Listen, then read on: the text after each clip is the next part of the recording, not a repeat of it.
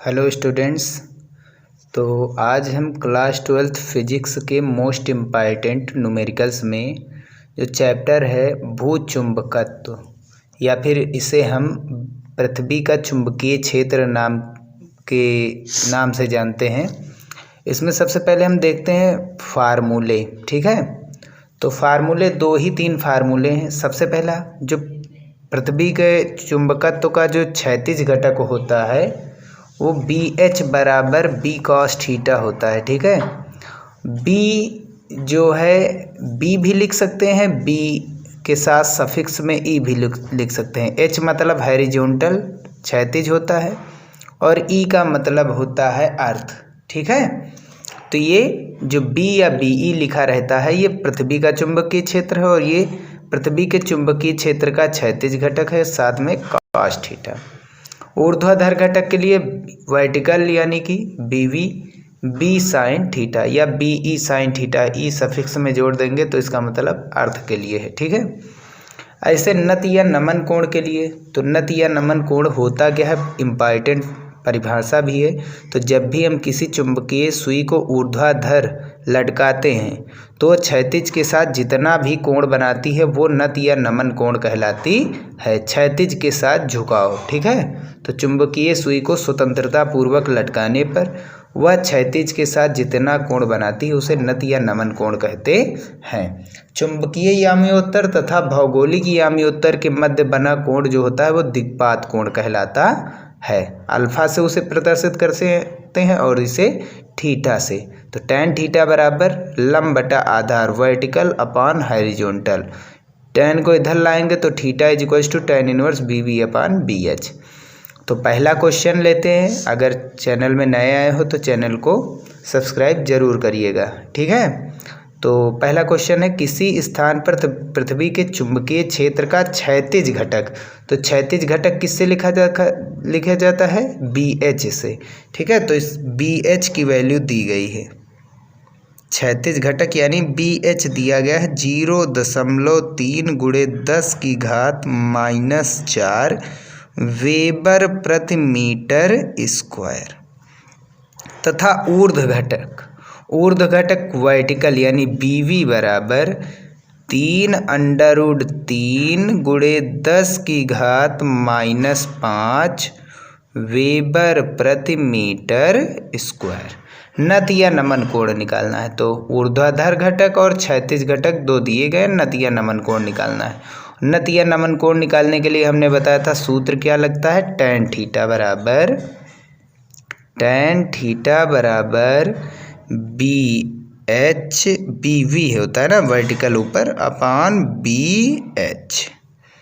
तो B we की value कितनी आई है, दी गई है 3√3 गुणे 10 की घात -5 और बी एच की वैल्यू दी गई है 0.3 गुणे 10 की घात -4।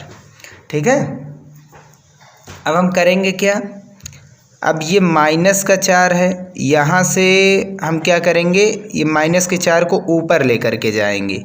तो ऊपर लेकर के जाएंगे तो ये क्या हो जाएगा, ऊपर जाएगा तो +4 हो जाएगा। -5 पहले से ही था और 10 की घात 4 नीचे से आ गया, तो हो गया कितने, -1 बचेगा। नीचे कितना है 0.3, दशमलव हटाएंगे यहाँ पर क्या बढ़ जाएगा, एक 0 बढ़ जाएगा। तो हल करेंगे तो यहाँ 4 0 और यहाँ पर 1 0, 5 0 हो गए और 5 माइनस के कैंसिल। तो ऊपर कितना बचा 3√3 और नीचे भी कितना बचा 3। यहाँ से दशमलव हटाए 1 0 बढ़ा, 4 0 जो नीचे माइनस के थे ऊपर गए प्लस के हो गए, 4 0 प्लस के और एक ये 0, 5 0 हो गए प्लस के और 5 0 माइनस के कैंसिल हो जाएंगे। ऊपर अब कितना बचा 3√3, नीचे 3 बचा, 3 से 3 कैंसिल, √3 किसकी वैल्यू है, ये tan थीटा की वैल्यू। तो √3 tan किस अंश का मान है, tan 60 अंश का मान है। ठीक है, बराबर में कितना है tan थीटा। तो इन दोनों के एंगल बराबर होंगे क्योंकि ये फलन बराबर है तो एंगल भी क्या हो जाएंगे, बराबर। तो थीटा बराबर 60 अंश, यही क्या बन जाएगा, इसका आंसर बन जाएगा। ठीक है, तो नेक्स्ट क्वेश्चन देखते हैं किसी स्थान पर भौगोलिक याम्योत्तर तथा चुंबकीय याम्योत्तर, ठीक है। तो किसी स्थान पर भौगोलिक याम्योत्तर तथा चुंबकीय याम्योत्तर के बीच में कितना कोण बनता है? 58 अंश बनता है।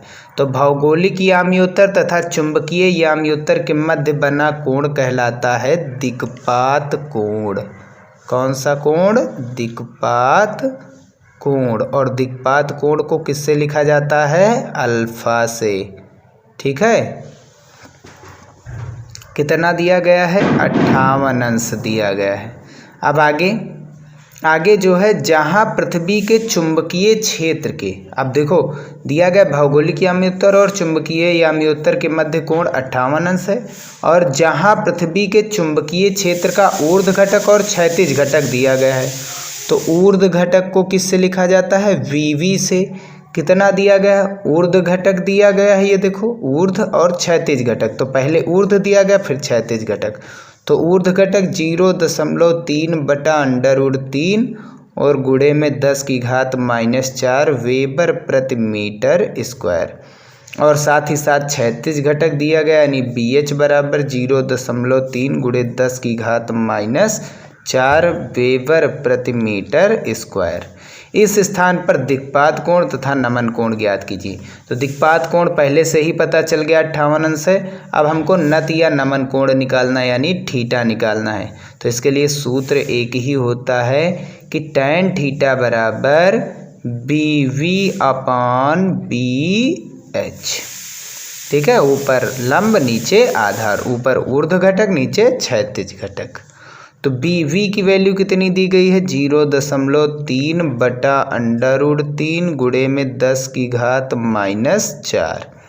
अब देखो BV नीचे √3 है, BH भी नीचे है, बटे में है, √3 भी बटे में है, तो ये दोनों साथ में हो जाएंगे, ठीक है।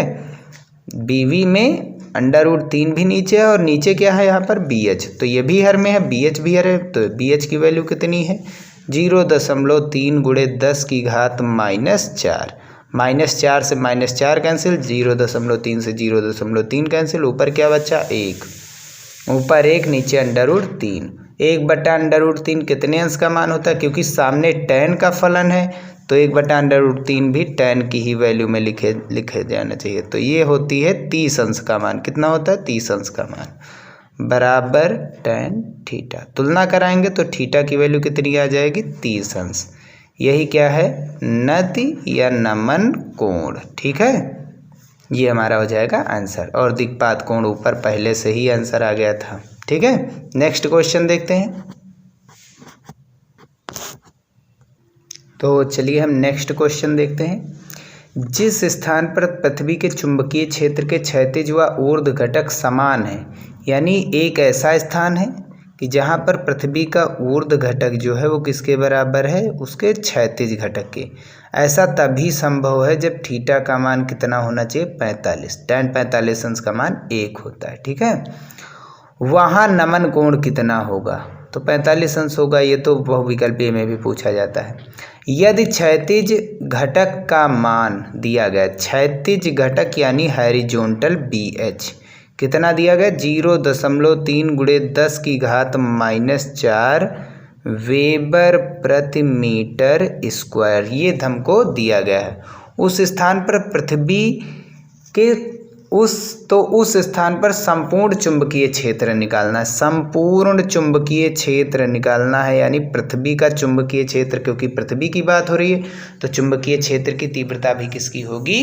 पृथ्वी की होगी, ठीक है ना। तो हमको BV और BH बराबर दिए गए हैं, तो ये जो इतना BH दिया गया उतना ही क्या होगा? BV होगा, ठीक है ना। तो सबसे पहले हम बात करेंगे नत या नमन कोण कितना आएगा। तो इसके लिए निकालने के लिए हम सूत्र जानते हैं, tan थीटा बराबर क्या होता है? BV/BH होता है।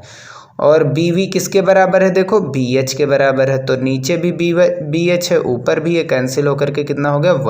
1 किसका मान होता है? tan 45 अंश।